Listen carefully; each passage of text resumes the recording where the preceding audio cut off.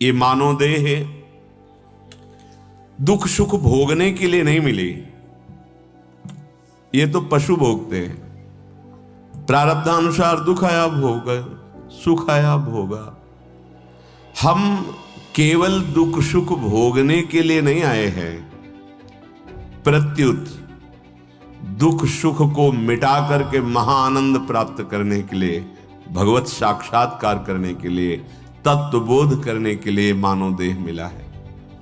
ये बहिर्मुख लोग नहीं जानते हैं, इनको तो भगवान पे विश्वास भी नहीं है कि हैं भी कि नहीं।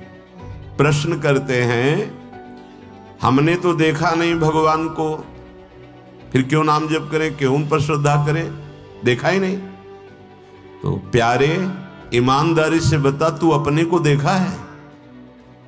फिर भी तू है और शरीर को प्यार कर रहा है मैं मान करके। अरे अज्ञानी, तू अपने को देखा है?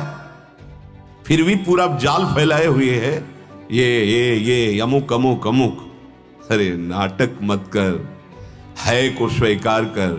जैसे तेरी सत्ता है पर तू अपने को नहीं जानता, तो तू जिसका अंश है उसको कैसे जान जाएगा? अंशी को नहीं जाना, मान गए, नहीं देखा मान लिया, लेकिन तू अंश है, जाना तू कैसा है? बोले हाँ गोरे हैं, काले हैं, तगड़े, ये तो ढांचा है, ये तो तेरी पोशाक है। अज्ञानी, कैसे भगवान को भजे? तू अपने को जानता है? नहीं जानता है। तू जिससे प्यार करता है जानता है? नहीं जानता है। तो अज्ञानी केवल बातें बनाने से थोड़ी होता है। हम भगवान के अंश हैं, इसका प्रमाण है। हम मरना नहीं चाहते क्योंकि हमारा अंशी अविनाशी है, तो हम अविनाशी हैं। शरीर को स्वीकार करके भ्रम हो गया तो हम मरने से डरने लगे। मरना हमारे जीवन में है ही नहीं। मैं अविनाशी हूं, क्योंकि अविनाशी का अंश अविनाशी ही होता है, और सब मरने से बचना चाहते हैं। ये प्रमाण है कि तू भगवान का अंश है। सब दुख नहीं चाहते, सुख चाहते हैं, क्योंकि भगवान सुख सिंधु है, तू उनका अंश है, इसलिए तू अथाह सुख चाहता है, इसलिए तू भगवान का अंश है। तू सबसे बड़ा बनना चाहता है, कोई भी हो, किसी भी मार्ग का, वो सबसे बड़ा बनना चाहता है, क्योंकि सबसे बड़े के तुम अंश हो, इसलिए तुम सबसे बड़ा बनना चाहते हो। भगवान कृपा करे और ये बुद्धि शुद्ध हो जाए। ये बुद्धि ही अशुद्ध हो गई है। हमारा मानव देह केवल दुख सुख भोगने के लिए नहीं, ये तो पशु भोगते हैं। दुख सुख मिटा करके महा आनंद परम शांति प्राप्ति के लिए हमारा मानव देह है। अगर अनुकूल वस्तु व्यक्ति परिस्थिति आदि के होने में तुम सुख का भोग करोगे, तो तुम्हें जबरदस्ती प्रतिकूलता, अपमान, निंदा, इनका भोग करना पड़ेगा। रोओगे, डिप्रेशन में पहुंच जाओगे। गलती कर रहे हो। अनुकूल परिस्थिति का सदुपयोग कर लो तो प्रतिकूलता तुम्हारा स्पर्श ही नहीं कर पाएगी। पक्का। यम ही न व्यथ्यन्ते ते पुरुषम पुरुषर्षभ शम दुख सुख धीरम सोमृतत्वाय कल्पते। हे पार्थ, हे अर्जुन, जो धैर्यवान पुरुष, ये धैर्य उसी के हृदय में आएगा जिसके ये विवेक जागृत हो गया है कि संसार में सुख नहीं है, संसार में कुछ भी सत्य नहीं, सब परिवर्तनशील, नाशवान, स्वाप्निक है। वो सह जाएगा, मुस्कुरा के सह जाएगा। और जो इसे सत्य मानता है वो कभी सह नहीं पाएगा।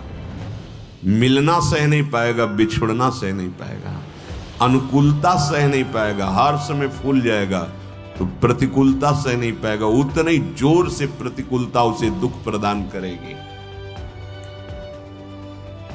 प्रतिकूलता आए तो प्रसन्न हो जाओ, तुम पवित्र किए जा रहे हो, तुम्हारे अशुभों का नाश हो रहा है।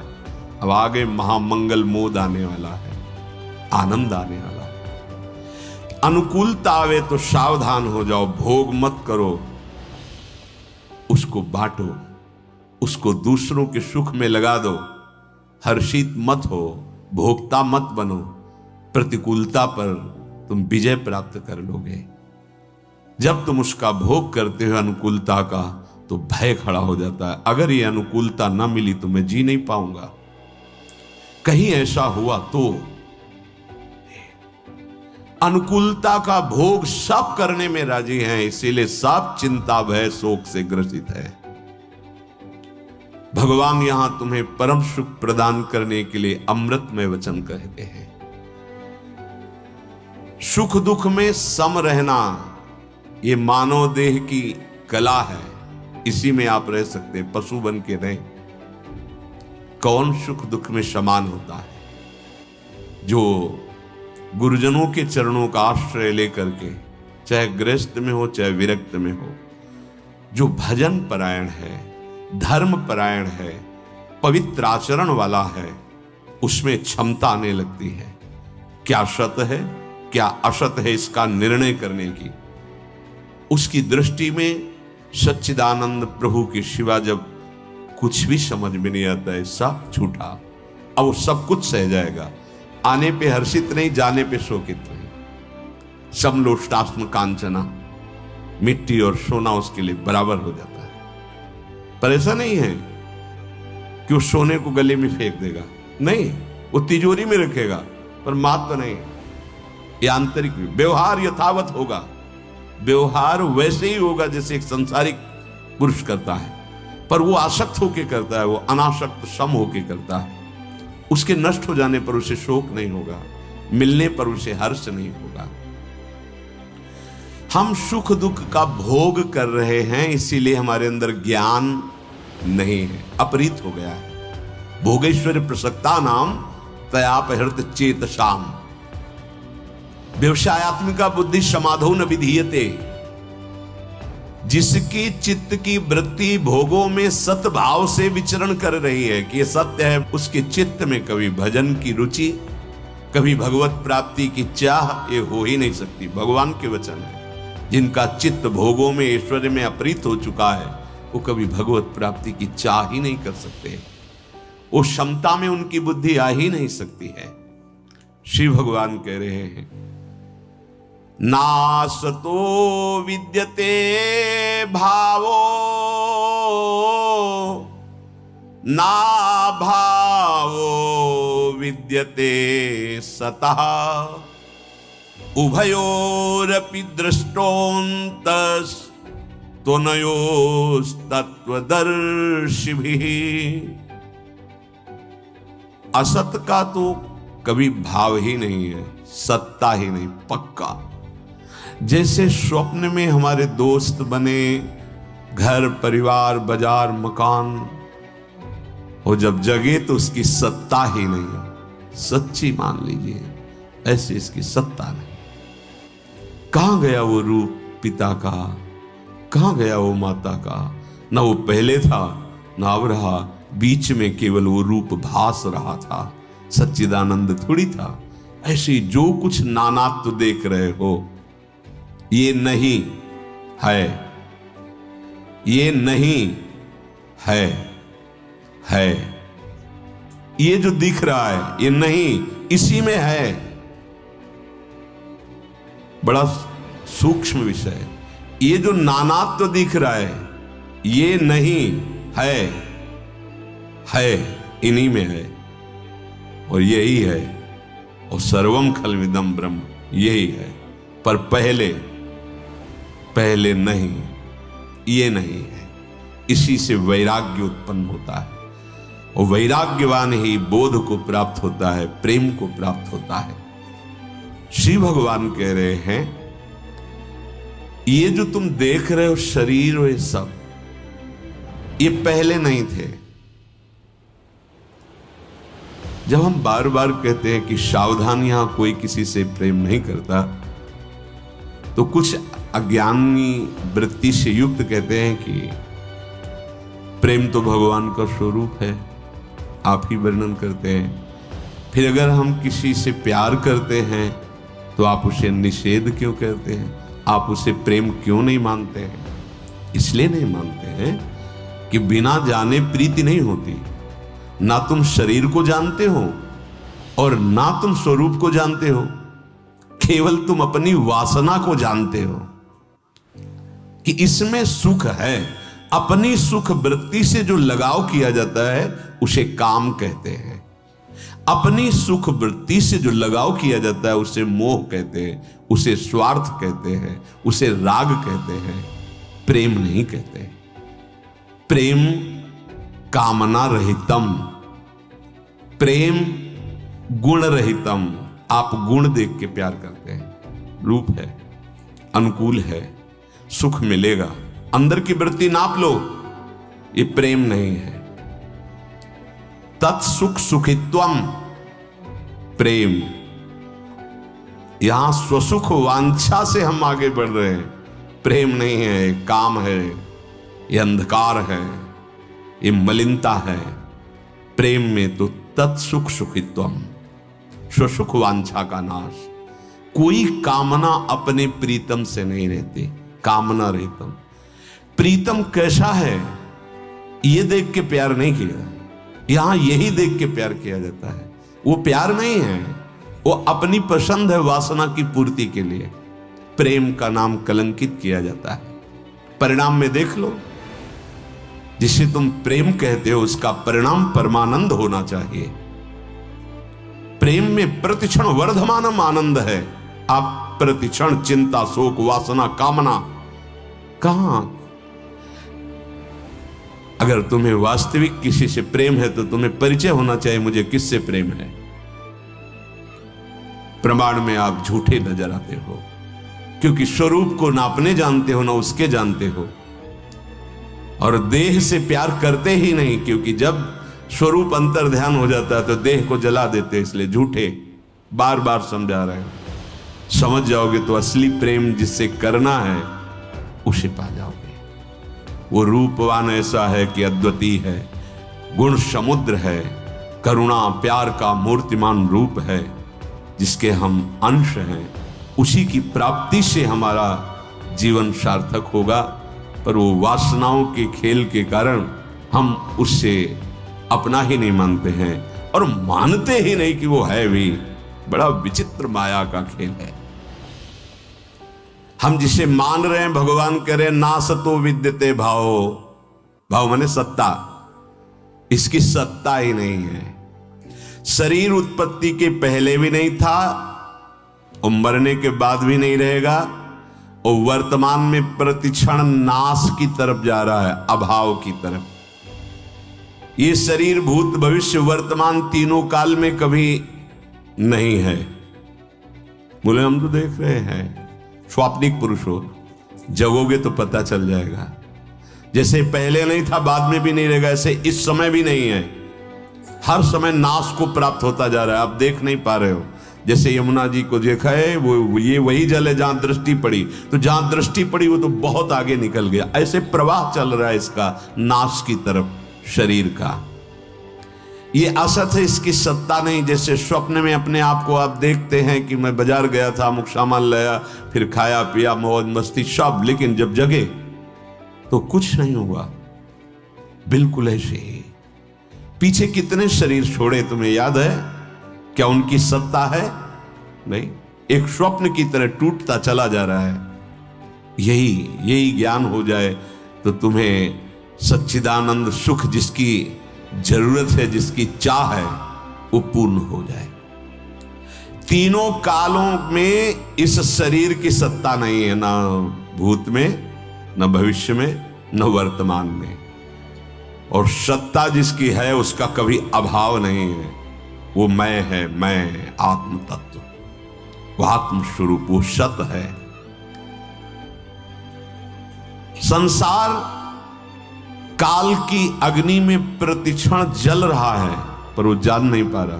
एक एक श्वास भस्म होती जा रही है, एक एक मिनट नष्ट होता जा रहा है, एक एक सामर्थ्य नष्ट होती जा रही है। शरीर प्रतिक्षण नाश की तरफ चला जा रहा है, पर काल की ऐसी चाल है कि कोई जान ही नहीं पाता कि काल खा रहा है। जैसे कितना भी अंजुली में जल आप मजबूती से पकड़ लीजिए, कुछ क्षण में अपने आप निकल जाएगा। ऐसे ही तुम्हारा ये शरीर, चाहे जितनी औषधियां खा लो, जितना समय है चल रहा है, प्रतिपल नष्ट हो रहा है, आखिरी में बिल्कुल नष्ट हो जाएगा। ये एक रस नहीं है, इसीलिए इसकी सत्ता नहीं मानी गई। कैसे नहीं मानी गई? तो मैं हूं तू। अरे जब इसी 24 घंटे में इसकी सत्ता नहीं रहती तुम्हारे भाव में ही, तो देख लो, जब आप स्वप्न में होते हो तो स्थूल शरीर का ज्ञान होता है क्या? स्वप्न में जब आप होते हैं तो स्थूल शरीर का ज्ञान होता है क्या? जब आप सुषुप्ति में होते हैं तो स्वाप्निक शरीर का ज्ञान होता है क्या? 24 घंटे में जिसकी सत्ता नहीं है, उसको कैसे कह सकते हो कि यह सत है?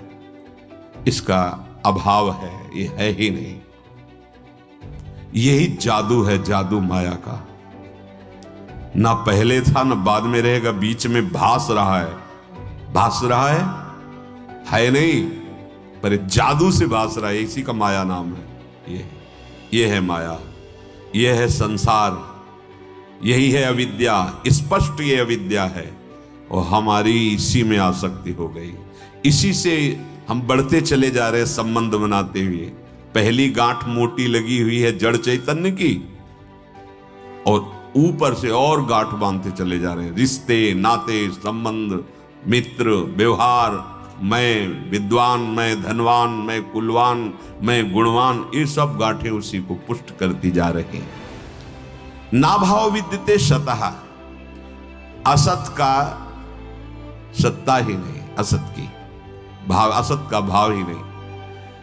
और जो सत है उसका कभी अभाव नहीं, कहीं भी अभाव नहीं है। सत प्रत्येक क्षण, प्रत्येक कण में हर समय विराजमान है। देह उत्पन्न नहीं हुआ था तब भी तू था, ये स्वरूप था। देह जब नष्ट हो जाएगा तब भी तू रहेगा, क्योंकि तू सत है। बीच में भी तू ही तू है, इसकी सत्ता ही नहीं है।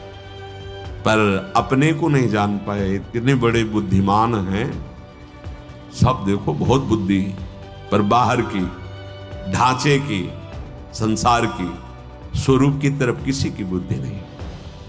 अपार आनंद है अपने स्वरूप में।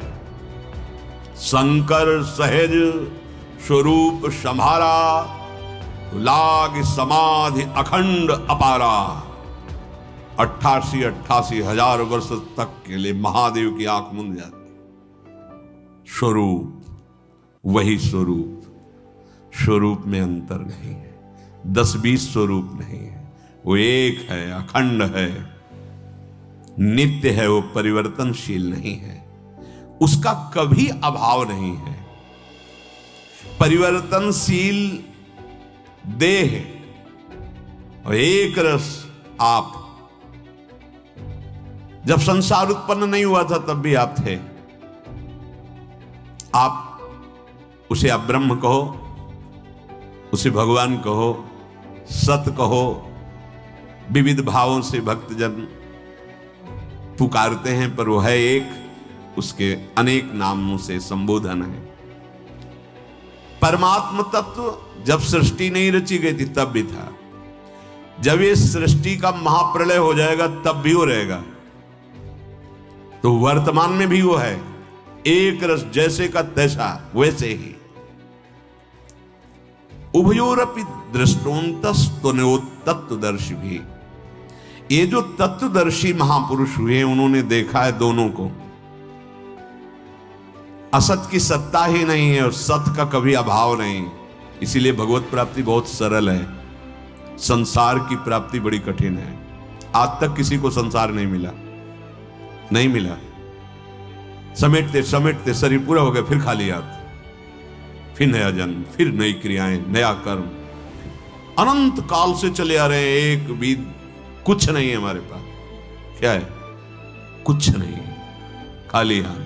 अनंत काल से यही हो रहा है, कमाते जाओ, कमाते जाओ, बनाते जाओ, इकट्ठा करते जाओ, फिर छोड़ा, फिर नया शुरू, फिर पढ़ाई लिखाई, नौकरी पे, फिर शुरू, फिर मरे, फिर वही शुरू। कैसा है? इसी से इस जादूगरनी माया के जाल से मुक्त होने के लिए मानव देह मिला, इसे समझ ही नहीं पा रहे। इन दोनों तत्वों को देखा है महापुरुषों ने, निचोड़ निकाला है कि ये है ही नहीं। नहीं, कहां गई मैया, कहां गए पिता, कहां गए वो सब। अब त्रिकाल में भी आप नहीं देख सकते, उनकी शरीर की सत्ता नहीं थी।